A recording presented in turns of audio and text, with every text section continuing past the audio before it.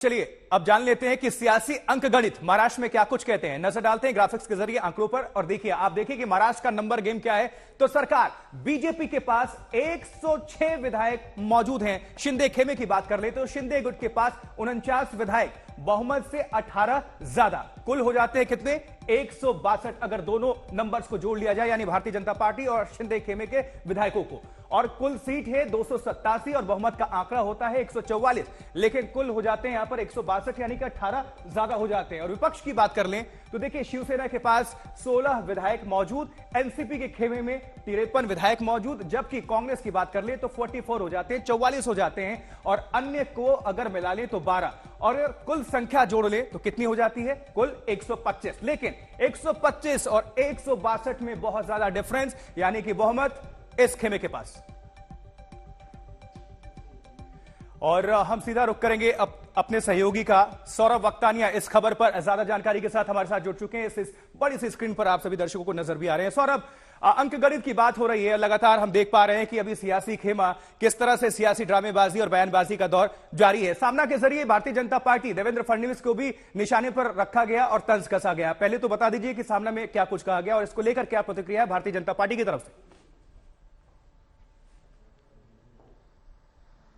देखिए, सामना में लगातार एक तरीके से बीजेपी पर हमले होते ही रहे हैं जब से दोनों पार्टी अलग हुई है, और आज भी जो सामना में लिखा हुआ है वो कुछ और नहीं, जो कल उद्धव ठाकरे ने बोला था वही रिपीट किया है।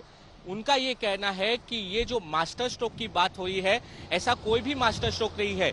डेप्यूटी सीएम का पद तो हम एकनाथ शिंदे को देने वाले थे, लेकिन वो सीएम बन गए, और जिसको सीएम का पद हम खुद बोल रहे थे देने के लिए, जो कि देवेंद्र फडणवीस है, और आज वो अपना पद घटाकर डेप्यूटी सीएम बन चुके हैं।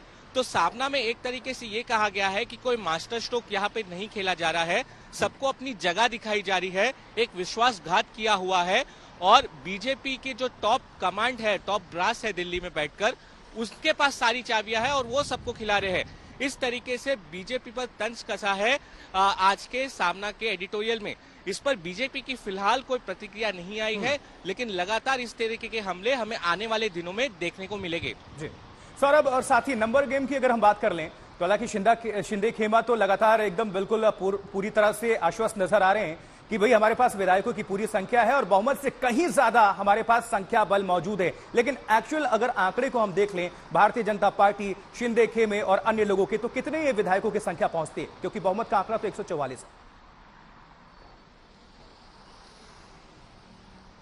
देखिए, जो मैजिकल फिगर जिस तरीके से आशुतोष आपने बताया 144 है, लेकिन 170 तक बीजेपी और शिंदे गुट के पास इतने विधायक है, और जो कि बहुमत के लिए बहुत काफी है। अब इसमें इंटरेस्टिंग चीजें क्या हो रही है, कहां पर बात अटकी हुई आशुतोष, वो मैं आपको बता दूं। देखिए, डेप्यूटी स्पीकर जो एमवीए गवर्नमेंट का था वो तो अब रहेगा नहीं। सुप्रीम कोर्ट ने साफ कह दिया है कि हम इसके अंदर इंटरफियर नहीं करेंगे, जो भी सुनवाई है वो 11 जुलाई को होगी। अब बीजेपी के जो एमएलए है कोलाबा से, उन्होंने कल डेप्यूटी स्पीकर के लिए अपना चलिए इस पर आप नजर बनाकर रखिए, आप हमारे साथ जुड़े रहे, और हम एक बार गोवा का रुख कर लेते हैं। आशुतोष मिश्रा हमारे सहयोगी हमारे साथ जुड़ चुके हैं। आशुतोष, कल हम देखा कि किस तरह से शिंदे खेमे के जो समर्थक हैं, विधायक हैं, वो नाच गाकर खुशी का इजहार कर रहे थे। आज क्या गतिविधियां गोवा से? नाच गाना लगातार जारी ही रहेगा, और जब से देखिए गुवाहाटी में भी जश्न था, गोवा में भी जश्न है।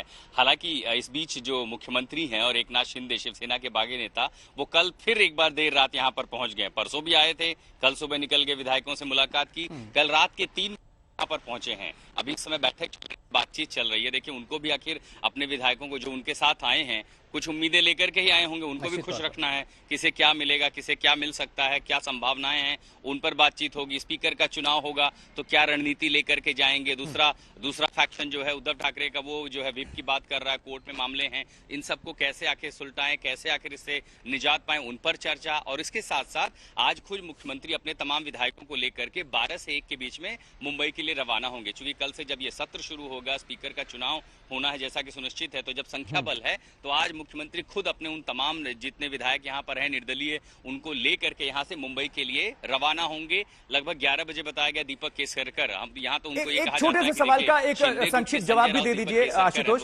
क्योंकि एकनाथ शिंदे खेमा हमेशा दावा कर रहे हैं, खुद मुख्यमंत्री वो कह रहे हैं, आज तक पर बात भी उन्होंने किया था कि 170 विधायकों की उनके पास संख्या बल है, लेकिन किस आधार पर कह रहे हैं? अगर बागी विधायक जो गोवा में मौजूद हैं और भारतीय जनता पार्टी के जो विधायक हैं उनको आंकड़े को जोड़ लें तो 170 तो नहीं पहुंच रहे हैं, फिर क्या उम्मीद है क्या कि कुछ और लोग आ जाएंगे?